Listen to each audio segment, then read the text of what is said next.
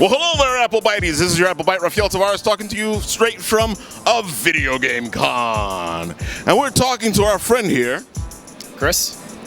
And he is about to tell us how this beautiful event with all these beautiful video games came to be. Well, we started a video game con as individuals that had large collections or had interest or came from the anime world for running panels and had experience going to conventions, and we decided to try our own putting it together. And we started humbly small our first year, and we started grew and expand, and now we're to year 5 where we rely on the community coming back, and we're giving back to say, hey, we're a nonprofit and bring whatever. And most of this is all by love. All these donations that started, the equipment, all these games that we've been playing, all the vendors, we know them from things in the past that we bring together into one event. So this is a video game con done by video game people. Correct. That is amazing. It's beautiful. I really love how you separated the video games and the vendors on the other side. I feel like this gives you such a sense of awe, especially when you come through the door. Yeah, we like to imagine what it was to have an arcade again, because they're coming back. But back then, about 5 years ago, it was okay, how can we have the feeling of a LAN room? How can we have a feeling of a game room that showcases all these different genres of games and systems?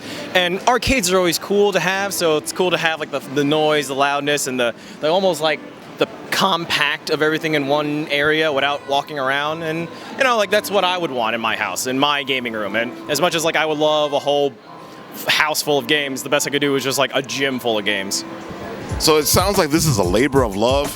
I like the fact that you guys have gone nonprofit.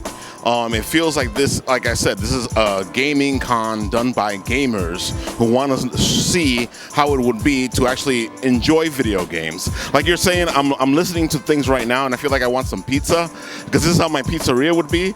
They would have a ton of video games in it, and I would be sitting there eating my pizza and then playing the video games. Yeah, we want to have that come and go as you please vibe about this, where you buy a ticket and we don't expect you to stay all day. It's great if you could, but when you're saying, hey, you're hungry, go out a bit, we would like to keep you inside, so we have everything in one convenience. But as a nonprofit, we like to help the local organizations around in the community, and especially with it's young generation. It's as much as we want people to sit there for 8 hours straight, we also need people to get out, move about, walk a bit, have fun, go make new friends, and just that kind of general vibe that some people are missing from the digital age, especially when it comes to people playing games online. It's hey, sometimes you kind of want to hang out, see the people you're playing, people you're playing online, even enjoy a little competition without the internet. I know you remember. It reminds me of the days where you actually would have your friends come to your house. You guys would sit with your Nintendo 64, which had 4 ports, and you'd play each other on one TV. Yeah, well, it's good old LAN parties and playing multiplayer party games like Mario Party. Really good experience, but you lose that by just playing at home sometimes. So it's what can we do to bring out a community that, yes, you can play games at home. Yes, you could rent games, but it's why come out? And we want to show people this is what you get with your value. Some people appreciate it, some people can afford it, but I understand it's hard to reach everybody. So the best we could do is just get people's opinions, get people's voices.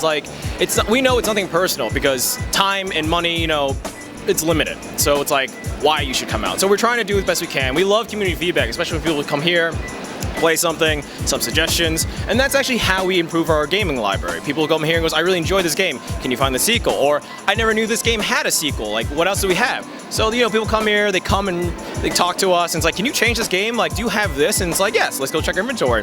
Or if it's we have a vendor that's I have extra games and I want to help support you, what can I do to donate it? And as a nonprofit, it's donate to us, and and your organization, you get a break, because we can say, yes, you did a donation, so this is what you went to.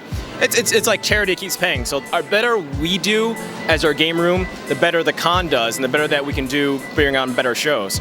And it's all circular. So it's some people get it, some people understand, taking that risk coming out, spending that time in the afternoon. But because of that, I can honestly say, we thank the community every hour to say thank you for coming, thank you for taking this time of your special busy schedule in September, and coming out and having a good time. And the more love we hear back, the more we want to do this, the more we want to keep putting on these shows. That's amazing. I love how this is a labor of love.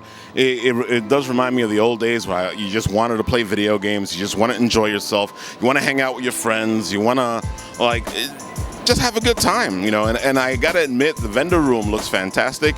I like the fact that if you play a video game over here, you might be able to find it over in the vendor's room, or you know, you can see some new kind of art, or you can see something that you probably haven't seen before.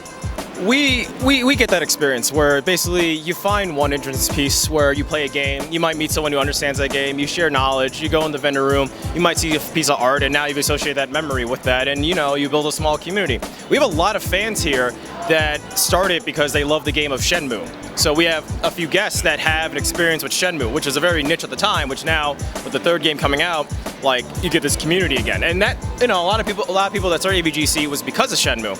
And we actually worked our way up. So last year we actually had, you know, the voice actor from Shenmue, the main character for Ryu. We had Corey Marshall, and he was just a fan. He saw our stuff, he loved our work, came out, and it was like a great show for us to have him. And this year, he's a little busy. This game just comes out, like, I think next week. So, yeah, you know, Sega was just like, oh, we're going to do an official thing. You know, they gave us merch. Like, a few people did reach out to us. And people took notice, even Microsoft. So Microsoft even came out and said, hey, you guys are a local show. You want to come support? Do you guys just want copies of Gears of War 5 to, like, put in the free play? So we just have Gears of War 5. Like, we put it out there. And it's like, come play it before you buy it, which is like, some games don't take that risk, where it's like, what's the best way to get people out here? Let them play it out. Let it play it where you would want to play it, here with like company and friends, before you're like, I want to take it home.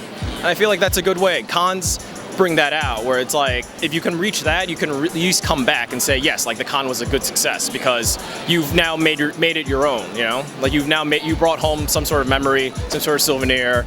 You like it, you hate it, but like that was your moment.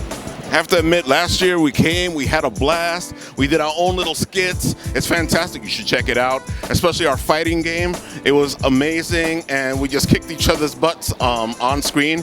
And then we came and lost in our League of Legends battle because we don't know how to play. It's all mid, you gotta protect the mid. If you don't do that, it's that choke point, all it takes is one good hit, and you know. I think I was the only one that went that direction. I held 2 lanes and jungle.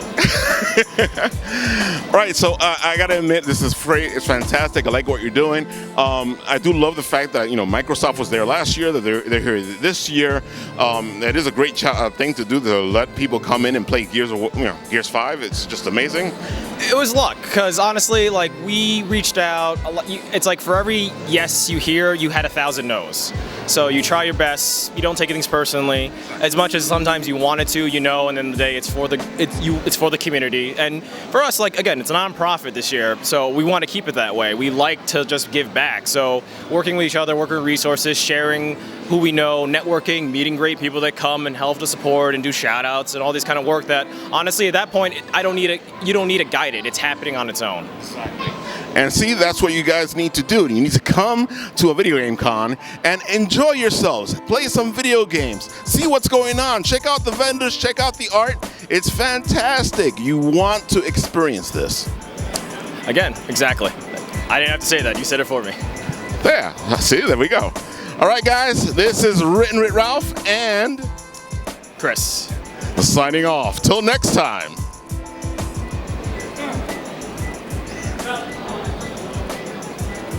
Gears? Did you want to play Gears that badly?